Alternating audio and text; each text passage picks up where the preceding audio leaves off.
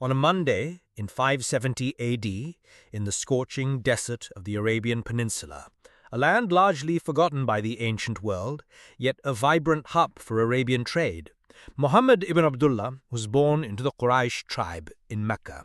His father died before his birth, and his mother passed away just 6 years later. His uncle, Abu Talib, the respected leader of the Banu Hashim clan, took him in.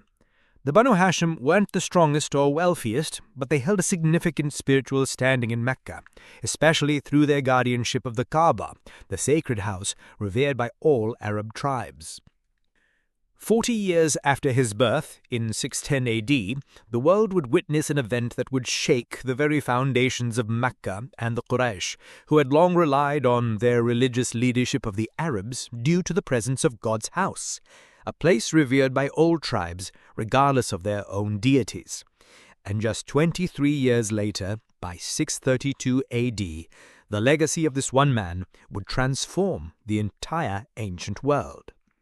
But before we delve into that profound transformation, let's take a look at the state of the ancient world during that period. More specifically, let's explore the Abrahamic religions and the faiths practiced in the Arabian Peninsula itself. It was, to put it mildly, a broken world, a world that had lost its sense of inner and outer peace. Inwardly, the spiritual realm was fractured. People yearned for belief in an unseen power that would protect the weak, establish justice, and guide all matters towards what was right. Outwardly, there was no stable state, ruling with a clear law that could mediate between the powerful and the poor. The Byzantine Empire, once mighty, had lost its spiritual core, consumed by endless theological debates. Its power by land and sea waned, attacked even by those it once protected. In Persia, the Zoroastrian faith was mocked by its own people. Conspiracies and assassinations plagued the throne, while the populace cried out from hunger and poverty.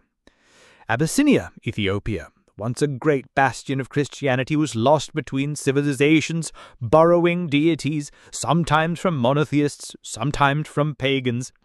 And in the heart of these ancient empires lay a shattered, lost nation, a land of void due to its intense heat and scarce resources, and often simply underestimated.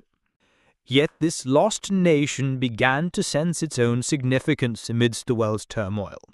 Its central position between the major empires meant that the ancient world's trade passed through it. Caravans journeying from the Persian Gulf to the Mediterranean Sea traversed the desert, guarded by Arabs who were beyond the control of the declining empires. They sensed their power, sometimes bowing to Roman or Persian might, but ultimately knowing they held the reins. Their cooperation kept goods flowing between East and West. Their anger could halt trade and cripple markets.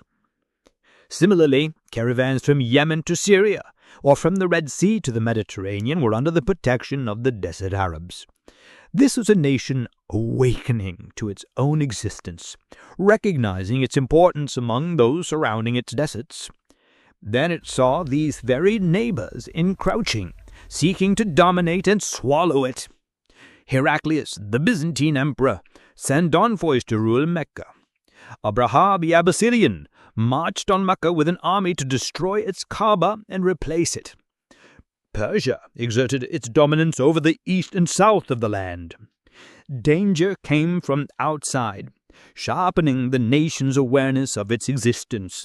But danger also came from within, threatening to leave it to ruin or force it to address the deep-seated flaws in its own life. So how was Mecca governed? We said Mecca was seen as the capital of the Arabian Peninsula. All the Arabs came there during the pilgrimage season, each tribe bringing their idols and goods. Power in Quraysh lay with 10 clans, which essentially formed a technocratic government. Among these were the Banu Umayyah, the largest clan in number and most extensive in trade. From them came Muawiyah, who would found the Umayyad dynasty, ruling the Islamic State for 90 years. His father, Abu Sufyan, fought against Muhammad's movement throughout the Prophet's life. They were cousins of the Prophet. Then there were the Banu Makhzum, who has the military leadership, From them, Ken Khalid ibn al-Walid was considered by Arabs to be like Alexander